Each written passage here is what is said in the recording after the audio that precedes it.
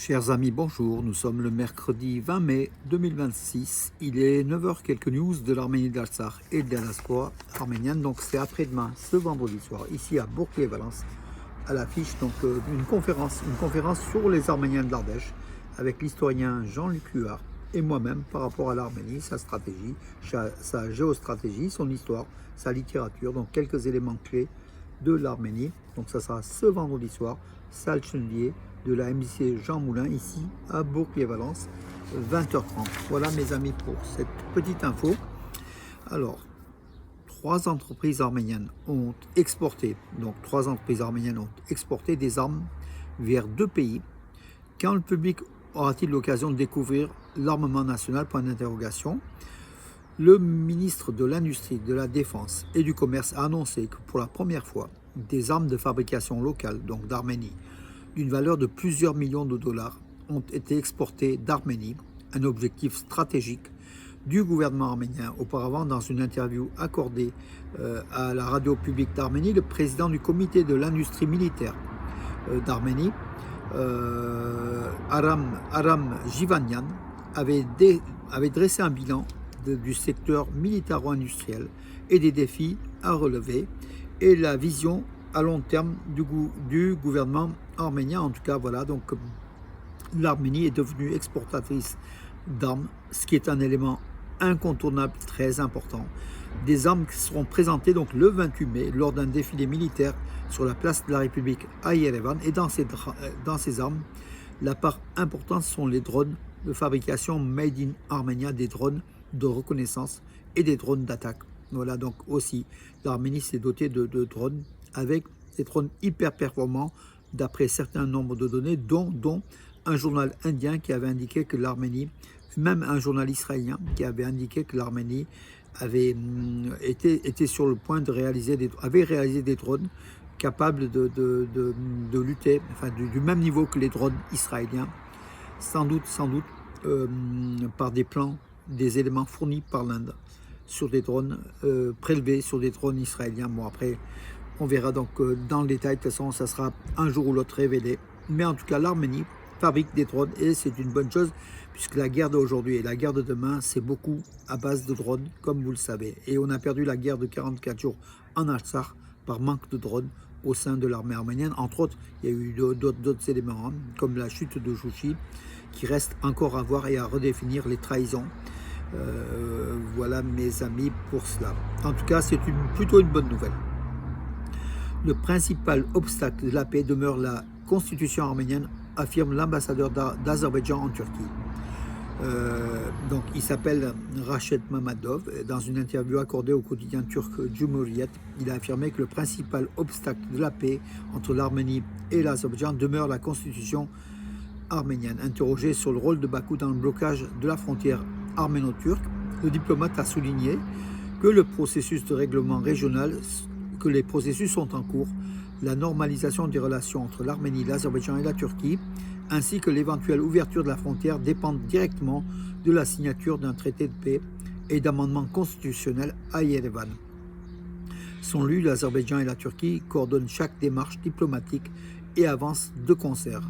Rached Mamadov a affirmé que le principal obstacle à la paix demeure la constitution de l'Arménie, dans laquelle beaucoup fondent des revendications territoriales. L'ambassadeur s'est dit confiant qu'un référendum constitutionnel se tiendra en Arménie après les élections législatives du 7 juin prochain, ce qui permettra finalement aux partis de ratifier par des signatures le traité de paix déjà paraphé. Mais il faut pour cela que Nicole Pachinian gagne ses élections, enfin le groupe Contrat Civil gagne ses élections parlementaires du 7 juin prochain, avant qu'il s'engage à ce niveau-là. Adjiev, qui est le conseiller du président dictateur Aliyev, Hikmet Adjiev, affirme que 300 000 réfugiés azerbaïdjanais expulsés d'Arménie sont installés en Azerbaïdjan. Il oublie que de 500 000 Arméniens ont été expulsés d'Azerbaïdjan également. Voilà, donc en contrepartie.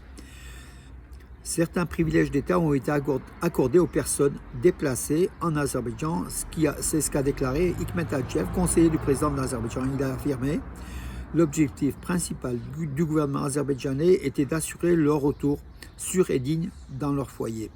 Malgré les conditions difficiles de l'époque, le gouvernement azerbaïdjanais a construit 300 000 maisons et appartements pour les réfugiés et les personnes déplacées afin qu'elles puissent vivre dans des conditions normales. Je pense que chaque langue possède une expression similaire, quelle que soit la taille, la maison d'une personne et sa forteresse. Guidés par cette philosophie, nous avons offert aux personnes déplacées des conditions de vie décentes.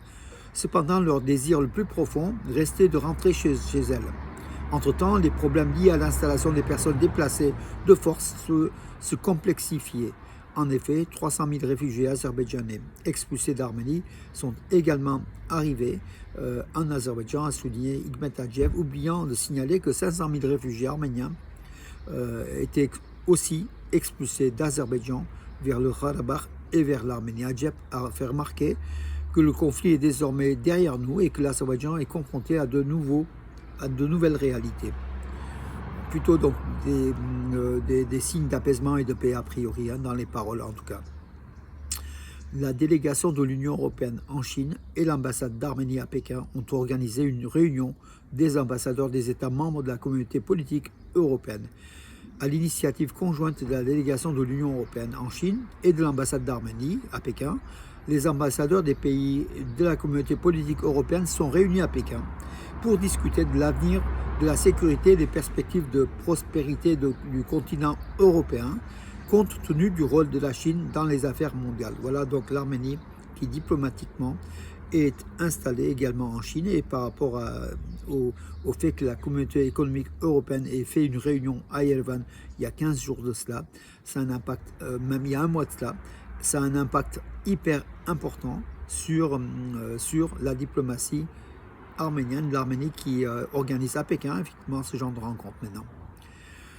Donc des armes de fabrication arménienne d'une valeur de plusieurs millions de dollars exportées pour la première fois d'Arménie, a affirmé donc le ministre des technologies, Mkhitar Hayrabetian. Donc c'est la même chose, la même information que je vous ai donnée par le communiqué du ministère arménien de la Défense, mais cette fois-ci, c'était le ministre des hautes technologies, Mkhitar Hayrabetian, et de l'industrie d'Arménie, Mkhitar Hayrabetian, qui avait annoncé que l'Arménie avait exporté pour plusieurs millions de dollars d'armes de fabrication arménienne auprès de deux pays. Voilà donc des éléments importants pour l'avenir de l'Arménie, notamment l'industrie militaire. Arat Mirzoyan qui a affirmé qu'à compter de cet instant, l'Arménie et la Lituanie sont des partenaires stratégiques. Le Premier ministre lituanien, non, le ministre des Affaires étrangères de Lituanie, Kęstutis Budrys, était à Yerevan. Voilà, les deux hommes avec Arat Mirzoyan, ils se sont rencontrés. Réunion, signature d'un certain nombre d'accords entre l'Arménie et la Lituanie. La Lituanie qui facilite l'entrée au sein de l'Union européenne de l'Arménie, en fait, puisque la Lituanie fait partie donc de l'Arménie. La Lituanie est un pays très très proche de l'Arménie, d'Yerevan. Voilà, donc Arat Mirzoyan a remercié la diplomatie lituanienne pour cela, d'avoir toujours aidé l'Arménie, puis en plus en technologie de l'information, en numérisation et nombre de choses. La Lituanie est en avance, c'est un des pays les plus développés du monde, et l'Arménie également, mais donc les deux pays se transmettent leur savoir, et la Lituanie a beaucoup aussi à donner à l'Arménie en termes technologiques. Inauguration d'un nouveau centre sportif du club de football Noa Yerevan à Varashabat Etchmiadzin de plusieurs millions de dollars, même voire plusieurs dizaines de millions de dollars. Le centre de Noa Yerevan, champion d'Arménie, Noa Yerevan, vainqueur de la Coupe d'Arménie. Noa Yerevan qui a inauguré son centre à Etchmiadzin, à Varashabat, avec le Portugais Luis Figo, qui est une star du football mondial, ex-star, qui était aussi en Arménie pour cette inauguration de ce centre avec des terrains d'entraînement, des terrains de sport, des terrains de football, des vestiaires, des salles de conférence, des parkings. Tout est compris dans ce centre Noa. Donc à Etchmiadzin, Varashabat, c'est une très très bonne nouvelle pour l'Arménie, pour le football arménien et pour l'Arménie. Alors, la Géorgie et l'Azerbaïdjan veulent faire du Caucase un corridor stratégique vers l'Europe. Donc, Aliyev et le Premier ministre géorgien Irakli Kobakhidze, le 18 mai, donc, ils ont conclu une série d'accords dans des domaines de l'énergie et des infrastructures à l'occasion d'une rencontre à Bakou. Voilà. Et les deux pays tentent de développer justement les communications régionales. On pourrait se poser la question, et l'Arménie dans cette affaire-là, est-ce qu'ils veulent contourner l'Arménie? Je ne pense pas, mais en tout cas, l'axe donc Bakou et Tbilissi marche fort.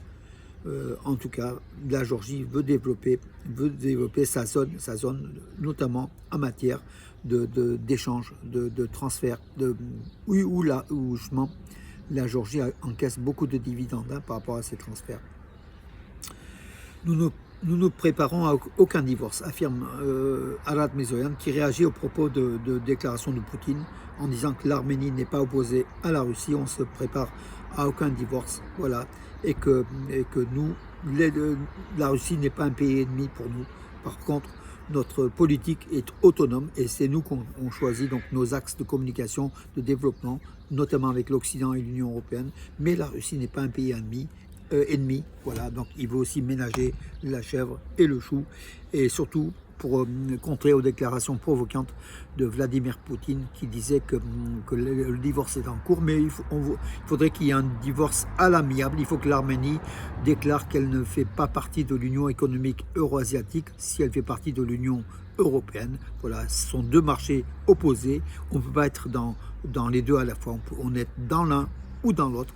Et Poutine sait très bien que l'Arménie ne peut pas se défaire aujourd'hui de ce marché de l'Union euro-asiatique qui fait à peu près 80-85% de son business dans ce périmètre de ce marché. Donc Poutine un petit peu joue au naïf, il sait très bien. Et voilà, il parle de divorce pour faire peur à Yerevan, au gouvernement Pachinian. Voilà mes amis pour aujourd'hui, je vous donne rendez-vous à demain et je vous souhaite une bonne journée ensoleillée et chaude aujourd'hui.